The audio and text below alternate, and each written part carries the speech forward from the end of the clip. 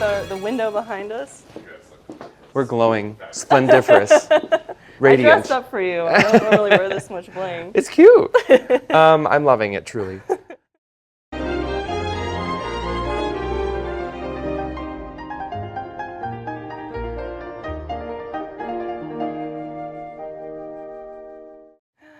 Oh my gosh, where have I landed? Somewhere that's green. Oh, are you Fertile Liza? I am. Oh my Look at you. You know celebrities. Please. Oh, it's such a joy to meet you. The pleasure is yours. Yeah.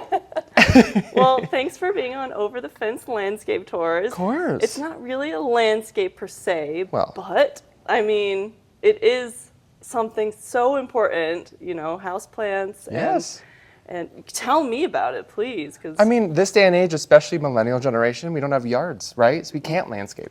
Exactly. So we do landscaping in the indoors. Yeah, and I don't know why, I just do not have, I can grow plants outside, but not inside. So I'm sure you can hopefully give me some pointers today. It's a different skill set, my love. Thanks for saying that, because I'm always like, am I a bad gardener? Absolutely not. I started in the Willamette Valley gardening since I was 5. So transitioning into this realm in the high desert, now in my early 20s, it's different. It's a whole different ball game that I've had to learn and educate myself and figure out, you know, what works, what doesn't, and how do things grow here versus the valley. Yeah, man. And so when you like own a plant shop, okay, there's a part of me that's like, are you just like getting these plants from, you know, some magical factory where plants grow? Fairies, yes. And then, but they're also growing in this shop as well, and you're taking care of them, and they're not dying. Absolutely. But then I buy them and bring them home, and they die. And so, well, that's not our goal. That's what we're here to, if we do our job, you should be coming back because you're successful. Yeah. So yes, we are what's called a reseller. So we're reselling the people that have grown these plants or propagated them in the greenhouse. However, yes, we do take care of them because some products are here for upwards of 2 years. Our goal is to get things gone in 3 months, but we have so much product that stuff does stay. So all my entire staff has to be completely educated and taught on how to take care of plants, all different types of plants, and then we pass on that knowledge to our customers. And if we do that correctly in a digestible format, then I think people feel empowered to take care of those plants. And then the minute the plants are successful, they keep going because it's rewarding, one. It gives a lot back to your space, to your mental health, to your family's health. I hear a lot of things about husbands complaining about too many plants in the house, and then they're the first ones to come get a new one the minute we get a shipment or something, and they want the new rare thing or the funky thing. And so I think it's for every single person, including kids. And so I even wrote a kids book about educating kids about indoor plants. And so it's just, I think everyone can enjoy it, whereas sometimes outdoors can be maybe not as accessible for some people, and outdoor gardening. So I think it's something that everyone can share, and no matter the age or gender. So. Yeah, well, this is the spot I've been needing to come then, because we got you. I feel like I'm going to leave a confident indoor plants woman after this. Yes, I mean, my name is Fertile Liza. I'm here to make you grow in knowledge and in body. So let's get going, yeah? Let's do it. Do you want to see around the shop? Let's do it. Awesome. Yeah. Ask me any questions you have about plants, and I'm here for you. Okay. Okay. So this is our Valentine's display. We're, a week away? So of course people like flowering. Husband. Husband. But we also like getting flowering things that are still pretty in greenery. So even though the flower may die in a month or so, it's still a really pretty plant that's left behind. And we also educate, because people think these are maybe only a month-long plant to have around, but we like to teach people how to keep these blossoming and growing throughout the year and how to rebloom. Yeah, so there are some bromeliads that die after flowering once, right? Yes, bromeliads are kind of funky. So they're kind of like octopus, if you know how an octopus breeds. They use after flowering, their entire energy of their body to put towards making babies. And then once the babies start growing, or in these case, pups is what we call offshoots, the mother plant dies. So this plant will actually not be permanent, and this will die at some point once it makes 2 to 3 new babies. Wow. And then those babies will grow, bloom, and do the same thing. And so you keep exponentially growing in the amount of plants, but the mothers do sacrifice the energy to make those babies. And so that will happen not long, because they are... True. These are all blooming, their first bloom and their only bloom. And then they'll start in the next year or 2, start putting that energy towards growing pups. Oh, Oh, and so you're really getting 2 to 3 plants for the price of one. At least, yeah, exactly. And so how long will these last? The flowers Probably can varies. last in really nice vibrant color for about a month, and then they start fading as the flower kind of dries out. As you can tell, it's really waxy. It's not like a traditional, really delicate rose petal. It's definitely more waxy with that cuticle. Yeah. And so that will last a long time, but like I said, as the flower dies, the color kind of fades. And there's a certain point where it just doesn't look pretty anymore. So you just snip it off, and then let those leaves really do their work and photosynthesize for the next year as we grow those puppies. Okay. Sometimes, if you're lucky, you might get a second bloom. Ooh, and then It's they probably rare. look pretty attractive even when they're dying. Exactly. Yep. Yeah. I think they do. And a lot of these are what's known as like an epiphyte. So a lot of these can also be mounted on cork bark and hung on your walls and not be in soil. Wow. Yeah, fun And fact. and they're probably shade loving as well. Yep, they're growing underneath the canopy, and they're structured in a way that have a natural cup, so they collect rainwater as it falls. Yeah, awesome. I just caught a frog living in one in the past store that I just did. And bats live in them, frogs live in them. Bats. Bats do, yep. Ooh. And like their guano is really, really good fertilizer too for the plants. It's kind of the tank. Huh, where Yes, they get high the- nitrogen. So would you, like, if you are fertilizing it, would you just kind of like throw the water and then, you know? It depends on how you have it planted. If you have it mounted, yes, Okay. use the cup.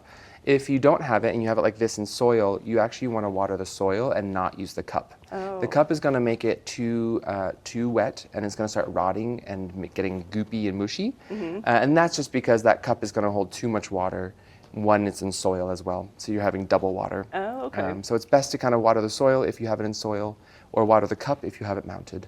And then we have some anthuriums in here, which I absolutely love the anthurium family. They're known for the spade and spadix flower. But they also are part of the velvet leaf anthurium family, which we'll maybe get to later, which is one of my favorites. But this one's known for its flowering. You often see the red ones around Christmas time and the winter. I prefer like the coral and pink ones that we're getting now. We also have some amazing different types of orchids and African violets in here. So yeah, this is a little selection of flowering indoor plants, which is harder to come by because most plants need a lot of light to flower. True. Yeah, this is our little like library.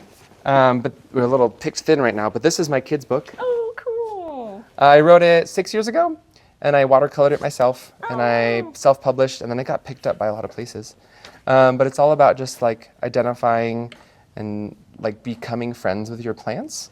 And I have the common and scientific name, and there's a little, I love it. I don't know who that is.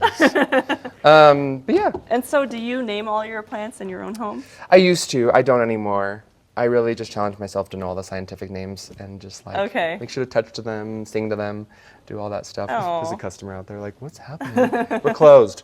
But yeah, so I just like knowing the plants as they are and getting to know them energetically. And I know that sounds kind of funky and woo-woo, but I also think that they affect us. So many people have said they've gone through divorce or fights or a death in the family, and their plants all start dying. And it's because I think they're energetically linked to our families and our units in our house. And I think that's so sweet and special. And so it's also one more thing that's like looking at you for care as well. Yeah, and I think that could be maybe a problem that I've run into for myself. Maybe I need to connect with my houseplants more, for sure. And so when we obviously have a south-facing or west-facing wall that is very sunny. And so do you, like the things in the store that are set up and under sunlight, are they the things that need more sun? Correct. Yeah, we have it kind of set up right now based on the lighting needs. Come spring and summer, the sun will shift and it will go higher in the sky into our skylight. That will get really sunny over there. But during winter, this window is baking. And yeah, this is south right here, southish west. And so right now we have all of our cactus. In about maybe 2 months, probably in April, we'll start moving all those into the center island over there under the skylight, and all those low light tropicals will come over here in the window. So every year we do this big, massive shop switch, which is always a good time with big cactus. That's so fun. It's like there's seasonality even with your indoor houseplants. A lot of those same concepts apply, it's just different. Do you know what I mean? Like same concept, just different how we approach it. And is it like that for your own houseplants in your home too? Like, do you bring things outside? Depends on the house, truly. Some things, jade plants, a lot of cactus, euphorbias, tropical succulents, those are all great to go outside or in a greenhouse during the summer months.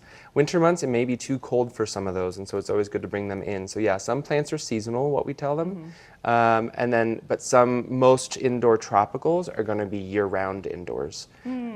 But depending on the house, there may be a window really good for winter, but then you might need to move them to a different window for summer, depending on the intensity, because we are at such high elevation that the sun does cook.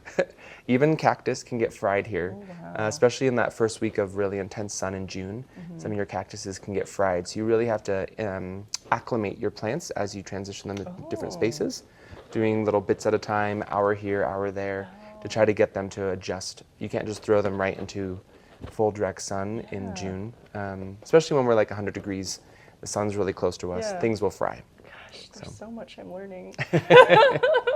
And like for someone that's worked at a nursery too, and I'm like, the same applies to houseplants, of course. Or like when your vegetables start, so it's like you always want to move them outside slowly. Well, and I have like a whole horticulture degree, and I learned all about outdoor first. And so that was the really cool thing, is again taking all the same concepts that you're probably connecting as I'm talking, and knowing how they just apply into the indoor setting. So things are the same concepts, just differently applied. And so once you start learning those key points of what it looks like in the indoors, what does light mean in the indoor setting, you know, anything from an awning to a curtain to anything can affect it. The levels, variety, there's so many different things that can affect your lighting, moisture content, humidity, your soil, because you're in contained environments rather than an open environment like a garden. Once you start understanding those concepts are all there, and so you just have to know how to apply them a little bit differently. You just kind of pivot.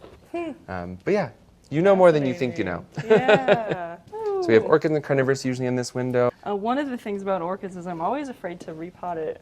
Just like, don't be. Absolutely. Really? They're so easy and hardy. In Bend, just orchid bark is not enough for Bend because we're so dry. It'd be fine if you were, say, in Corvallis, Eugene, Seattle, and then we're more moist. But here we need to do a little bit more of an aroid mix, which has a little bit more like peat moss and some cocoa core and stuff like that holds a little bit more moisture. Because just the cocoa or the bark is just so drying here that the roots will get really dry, like these ones right here. They'll just get really desiccated and thin and papery, and they're not functional at that point. But repotting is super easy, truly. Orchids are way hardier than people give them credit for. So we have more cactus and dry arid things, and then throughout our shelves we get a little bit more moisture. Is that a conifer? So these are junipers Juniper inside. that are bonsai'd. So they're in stressed down environments. These are one of the ones that we would call seasonal, and that's also why we have olive trees right next to them. Olive trees are also kind of seasonal, that they both like a lot of light and warmth in the summer. So those are some ones that we do recommend people putting out on their covered patios or even exposed patio and getting some more energy during the summer, and then being a little more dormant in winter. But these are really great for bonsai starts, especially in Bend with the dry climate. So yeah, this is our bonsai section. We have some ficus, ginsengs up there. But then we have like Hoyas and some succulents and jades and echeveria, and that's a elephant bush into a heart, perfect for Valentine's. And these are all more drying things too, so we still have it on the arid rack. Hoyas like going more dry. They're one of my favorites, and people sleep on them, honestly. They are big viners. They're really hardy. They're super easy. They're really waxy cuticle, so pests don't really like them too much, except maybe mealybugs. They flower. Their vines are massive, and they can live for decades. So you're saying these should be more popular? Exactly. There we see. You got the phrase. I know. And so a lot of these are starts, but yeah, that one is already going. And the funny thing about Hoyas is they grow stem first and then leaves. So these are not runners. These are actually just growth. So they grow a little funkier, and that's a heart Hoya. And then throughout our shop, you get more and more moisture. So you have bonsais. There are some more anthuriums that we were talking about down there. We have some peperomias, still a little more drying, loving. And then we get into our pothos and philodendron. And then we have some tradescantias and nerve plants and lots of different varietals in more of the wet, tropical, humid, semi-moist soil environment. We also have some bird of paradise. Do they like being sprayed? These all like humidity. And then on this side, of course, we have ferns, which will love that humidity, especially more so in the air and less so in the soil, because they too are epiphytic, kind of like those bromeliads we were talking about. So Yeah, and then we have calatheas, which of course this painted plant family is so gorgeous, but it is also finicky because it needs high humidity and medium indirect light. So. And would you water this and then also like spray it with a sprayer? Yes, of course. Yep. Yeah. So and people, some places will say that misting is not really beneficial. But for here, it really takes the edge off of browning tips because Bend is so dry. We're sitting at about a decent 30% in Bend commonly. The minute you throw any kind of vents, AC, heaters, a lot of people have fireplaces, your air is just gonna be so crispy dry. And so just getting a little bit of that, I call it like plant lubricant, it's just to help kind of put some lotion on it in the morning and help prevent those leaves from drying out throughout the day. Okay. I feel like I would be, if I just, get a spray bottle, I'll be a better plants woman because it seems so fun. It is fun, and it you helps you kinda check in clean on the them. leaves too, Exactly. a little bit. Yeah. You're kind of like greeting them every morning as you miss them. Every morning. I do for some of these. Some of them I don't. Some of them I like. I'm like, nah, it's fine. And that's just getting to know your plants. It's getting to know which ones need it. Truly. Yeah. I always Truly. tell people when they adopt a new baby that they kind of need to take a month dating it and getting to know it and figuring out how it's reacting in the space that they're putting it.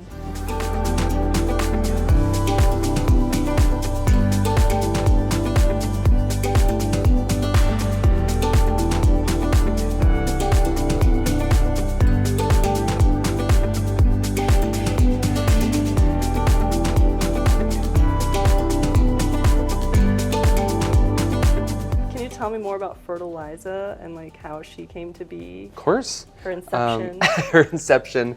I've always loved drag, at least ever since I knew about it. I didn't really find out about it until I got out of my hometown of Philomath and kind of got out, and I went to school in Seattle, and then I went to school in New York, and I found drag, and I was like, oh my gosh, that's really fun. And I did theater on the side as I studied horticulture.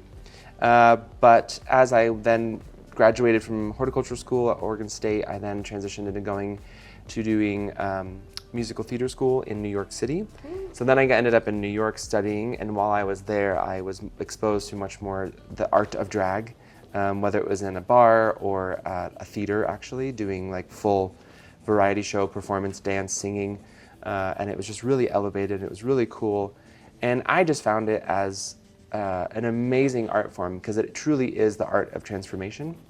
And I think there are different reasons why people do drag. I do it because it's just, like I said, I just like feeling like a different person sometimes, and I like being able to do the transition, and I feel more like a superhuman,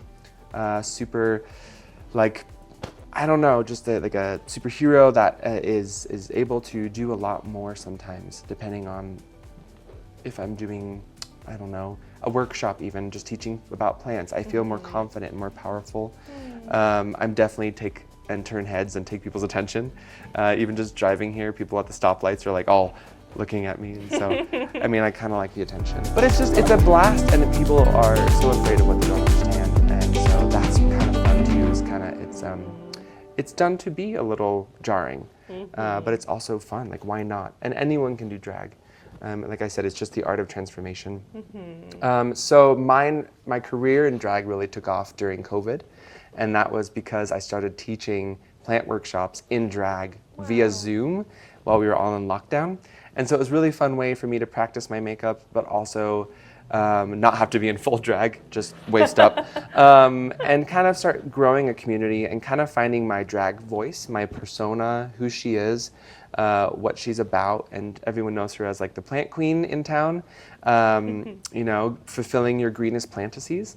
And then she kind of started transitioning into her musical theater background too. Once COVID kind of let up a little bit, I started doing more performances and singing live in drag, and that's always really fun. So I love singing songs and changing the key so that my more tenor bari voice can fit more of like a soprano voice, and so I can sing some songs that are usually not sung by male identifying people. So that opens up my breadth of repertoire I can sing, so that's really fun.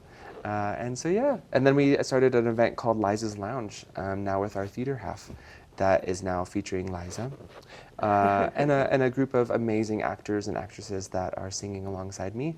And it's just, it's fun and bougie and just a taste of New York. And is that a kind of a mixture of, plant-focused material, or You throw some plant puns in there every now and then. I mean, of course, there's always going to be plant puns, but she does shift out of her plant love sometimes and goes into the musical theater side. Okay. And then I kind of do both sometimes. I was brought out one time to South Bend, Indiana, to do a plant pride out there for a Pride Month, but it was about plant pride, and so it was very connected to plants, and so that was really fun.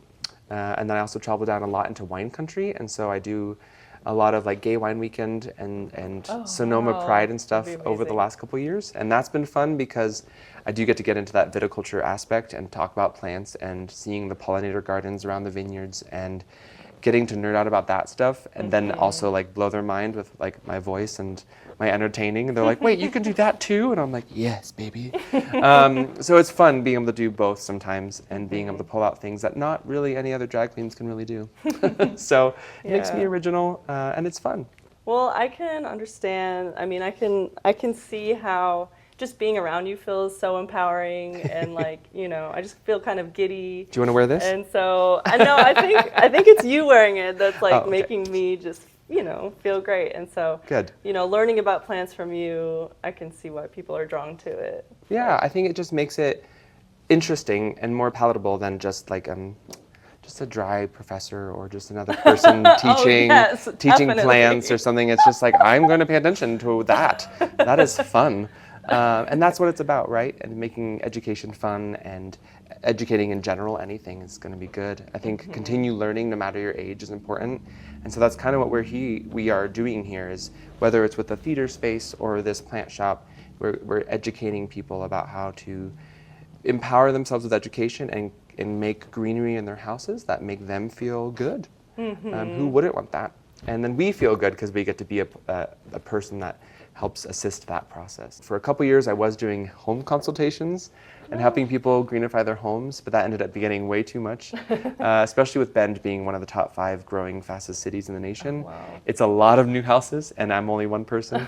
And so I ended up just focusing on businesses, and so restaurants especially. People can enjoy them while they're sitting there eating. So a lot of restaurants and business offices that tend to be really barren, I've been able to like go in there and greenify. And the employees love them, the bosses love them, everyone just loves them. And then we have an employee that goes and takes care of all the locations that I've installed. So yeah, it's kind of a cool thing to be able to go around town and people be like, that was someone that's green. That's someone that's green. And like this, you know, made my dining experience that much better. Or like I was sitting in the hospital and I went in the lobby and like saw this plant and it made it that much better. Like, well, even I didn't do this, but one of the biggest things that I really loved about horticulture was I always remember it. Back when I was 18, I got a tour of Dornbecker Hospital in Portland, and it's specifically the floor that we were on is like the cancer wing, right? They actually have a whole room greenified with orchids and big plants to make a room peaceful. So when they're dealing with anxiety or if they're overwhelmed from the operations or chemo or anything like that, they're able to find solace and reprieve in plants in this amazingly designed plant room. And it was beautiful, and there was running water. There was texture on the wall, so you can kind of stim if you need to or feel comforted by touching it like nature is, but you just can't be in nature because your immune system is so tanked. So that to me was the power of manipulating greenery and nature for something that's really, really beneficial. And so I think we do that at a smaller scale in our homes. And so that was always a focus, was how can I make plants beneficial for people and people, like I said, feel empowered. Are there anywhere that you can think of where you could recommend someone go to experience like an amazing indoor plant installation? I mean, of mine, I mean, Spork is one of my favorite restaurants in town. Erica's the owner, and shout out to Erica. They've been here. They're a longtime staple of Bend now, and they did a 3rd rendition remodel 2 years ago, and I got to do a whole plant chandelier with lanterns and all this stuff. So that's all greenified down there, and that's really nice. I just did this last summer, Pronghorn Resort, Juniper Reserve, and Brasada Ranch, like really big, fancy kind of like golf resorts that people know about in the high desert. And so that was really cool to be a part of something really large. And we did our biggest install out there, and that was for their new Violet bar, like this blue bar. And it's a really cool restaurant. And the Flamingo Room, I helped him out with the consultation and design, and it's just an entire, it's meant to feel like a very lush, humid, decaying spot, and so it feels really dark and moody with the candlelight, but it's completely covered in plants. So that was really cool to be a part of that process. So yeah, I have stuff all over town, but it's just fun because I can usually tell if I see some stuff in windows. I'm like, those are mine. Those are from my shop. We did that. So yeah, it's really, really cool to be a part of this town and be embraced by this community over the last 6 years and be able to greenify it all.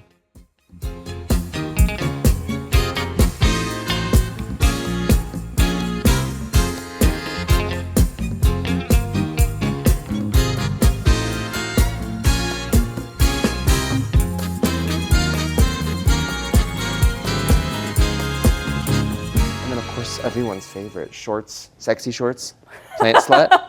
Who doesn't like a good plant slut?